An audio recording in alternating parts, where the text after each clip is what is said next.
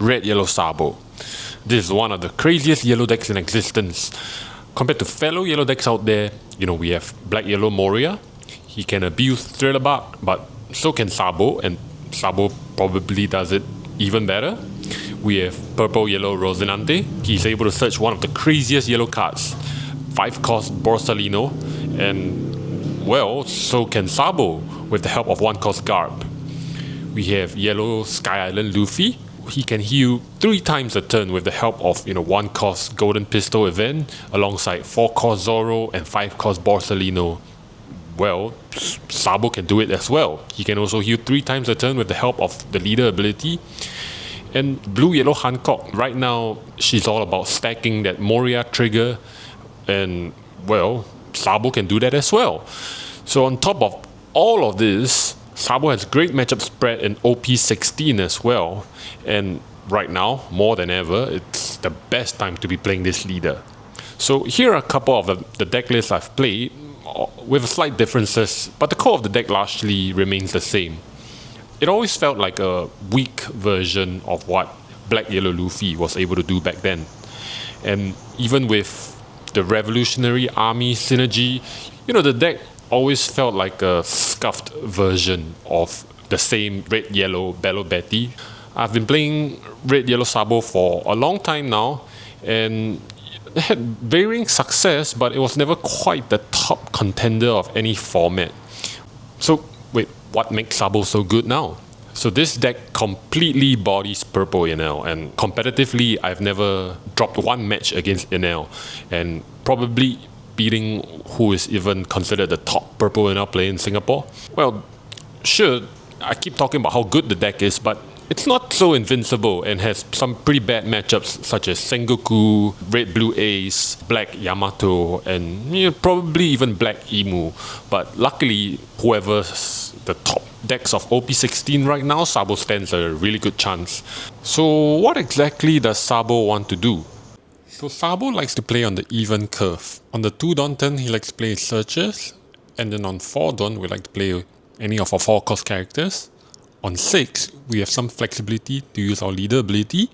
8, we like to play Moria, or we could heal and use leader ability for 2 heals. And then on 10, we like to use Shanks.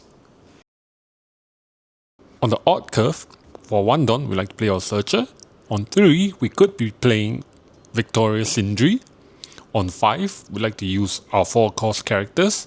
On 7, we have some flexibility again to use our leader ability, and on 9, we could be using Moria, or we could be doing a Borsalino heal alongside a second heal with leader ability. So because of how the Thriller Bark cards triggers work, we need to put them in the trash, and to do so, we use them as counter, even before taking the first life.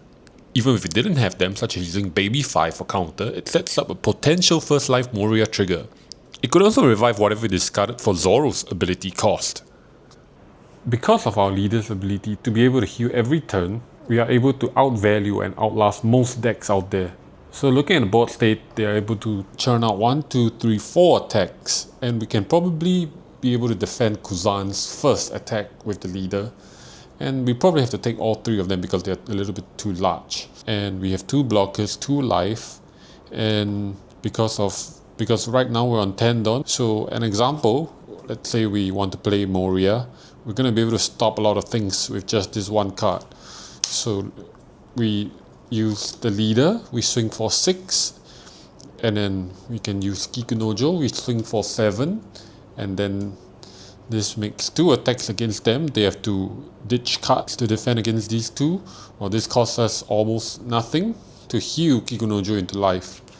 And then we can play out Moria, and that heals 1 more life. So now they have to deal with 2 cards, or rather 2 extra lives on top of the 2 that we have and 2 blockers that we have on the board.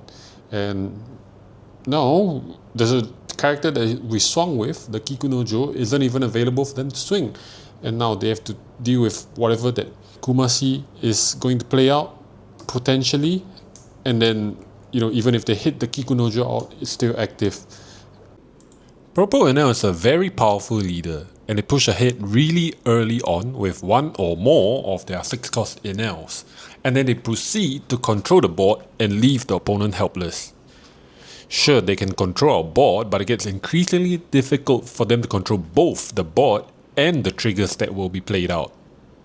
Some people say that Purple Enel is the top deck of OP16.5, and if that's the case, then Sabo has a really good spot in the meta. I've written a full guide on how to play Sabo and gone really in depth into the mechanics and playstyles. The Purple Enel matchup is so free and so easy for Sabo. In the guide, I've kept that section free so that you can take a look as well. So Sabo, as a leader, he's able to heal once a turn, and if we're able to keep the number of hits down to a minimum, then the number of attacks that they can put out will never really be enough to push down our life. So take this board for example. Right now they have a total of 1, 2, 3, 4, 5 attacks that they can put out, and we only have 3 lives to take and 1 blocker. So in this case, if we were able to control the board, let's say 6 against Darth Bones, and then 10 against Nico Robin, and let's say Crocodile decides that, okay, he's gonna give up these 2 characters, then now we only have to contend with 1, 2, 3 attacks. And depending on how we want to play it, we could say attack for 7 against their leader for 7, and then we could attack Borsalino for 7 as well, and then we heal Borsalino, and now we still have a whole bunch of Dawn left to work with depending on what we want to play from our hand. However, compared to most Sabo decks out there, my playstyle differs quite greatly because of my inclusion of 10-cost Shanks. I believe that Sabo, with his ability to heal once a turn, is a really powerful leader in the late game, in the long game, and can outvalue most decks.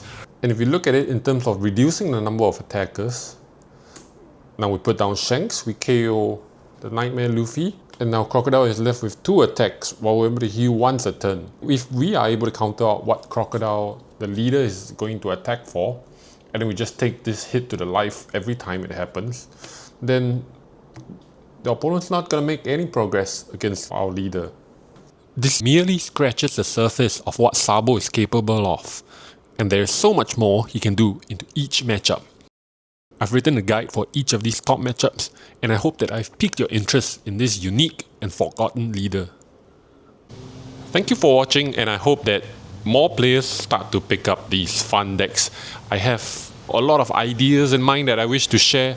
I'm playing more different leaders now. I've played Sabo for what has been the past 2 months, and with the new structure decks being released, there are going to be a lot more decks for us to experiment with, and a whole new meta where different leaders get to shine. And yeah, keep a lookout for more of these, and I hope to see you soon.